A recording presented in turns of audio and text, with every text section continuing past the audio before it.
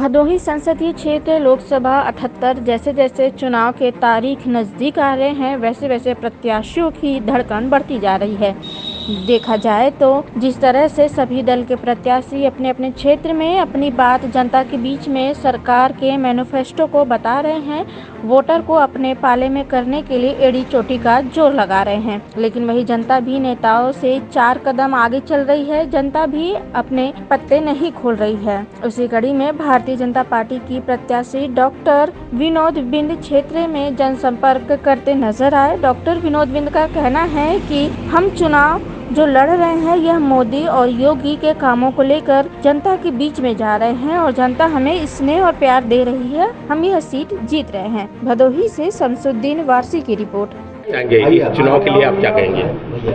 इस चुनाव के लिए भदोही की देवतुल्य जनता का धन्यवाद कहना चाहूँगा।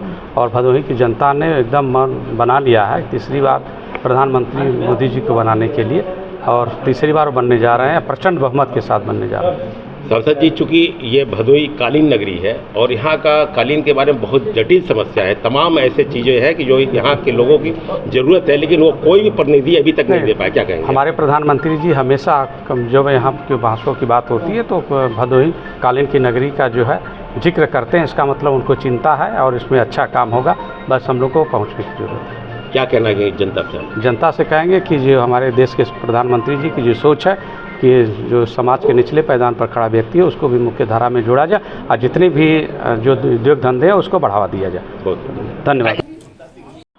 शशांक जी, इस वक्त लोकसभा 2024 का चुनाव चल रहा है। क्योंकि आप युवा हैं और अच्छी सोच रखते हैं, तो अगर हम प्रत्याशी की बात करें, तमाम प्रत्याशी चुनाव मैदान में हैं, तो कैसे लोगों को कैसे लोगों को चुना जाना चाहिए? जी देखिए, जनता उन्हीं को चुनती है जिन्होंने उनके लिए एक अच्छा काम किया होता है, जिन्होंने दिखाया होता है कि वो देश के लिए पहले हैं। वो आपके जिस भी एरिया से लड़ रहे हैं उस एरिया के लिए पूरा काम करते हैं। जो अच्छे पढ़े हों, जो जिनके पास ज्ञान हो कि वो कैसे अपने इस एरिया को आगे डेवलप कर सकते हैं, बढ़ा सकते हैं, तो उनके लिए ही जनता वोट देगी। शशांक, मैं कहना चाहूँगा कि जब प्रत्याशी आता है तो जब चुनाव लड़ता है तो वो शायद 6 बजे 5 बजे उठ करके आगे हाथ जोड़ता है। जब वही प्रत्याशी चुनाव जीत जाता है तो फिर शायद उससे टाइम लेना बड़ा मुश्किल हो जाता है, मिलना पड़ा। तो फिर ऐसे प्रत्याशी को लोकल और बाहर की अगर बात करें तो कैसे लोगों को चुनना चाहिए जनता को? जी देखिए, जाहिर सी बात है, जब प्रत्याशी जीत जाएगा तो उसके बाद काम करना होगा।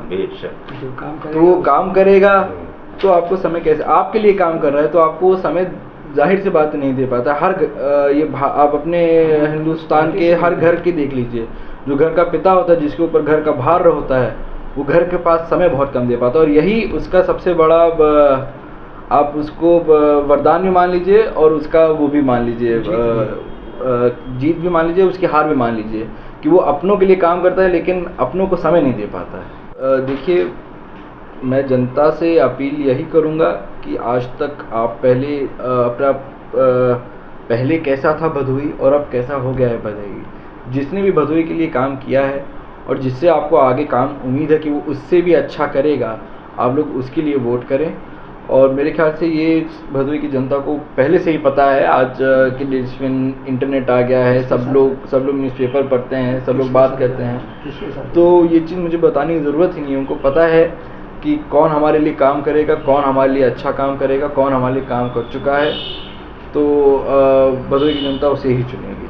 शशांक, मैं आखिरी सवाल करना चाहता हूँ कि चूँकि जो चुनाव होते हैं पहले मुद्दों पे चुनाव हुआ करते थे, अब किसी और चीज़ पे? जी देखिए, चुनाव का मुद्दा हमेशा ऐसे समझ लीजिए, भदोही का तो डेवलपमेंट ही रहा है और डेवलपमेंट के मुद्दे पर ही एज एन इंडस्ट्री और एज ए सिटी के मुद्दे पर ही ये चुनाव होते हैं, और पहले भी होते थे और आगे भी होते रहेंगे। और मेरे ख्याल से डेवलपमेंट ही रीज़न होना चाहिए लोगों के, भदोही के लोगों का सबसे पहले, फिर भदोही के शहर का, क्योंकि अगर लोग डेवलप होंगे तो शहर भी डेवलप होगा। मैं शशांक श्रीवास्तव, भदोही का एक यंग निर्यातक, आप सबसे ये विनती करता है, ये अपील करता है कि आप लोग आगे वाले अपने फ्यूचर के लिए सुबह उठ के सबसे पहले जाके अपना मतदान दें, अपना वोट करें, क्योंकि ये हमारे और आपके आने वाले पीढ़ी के फ्यूचर की बात है।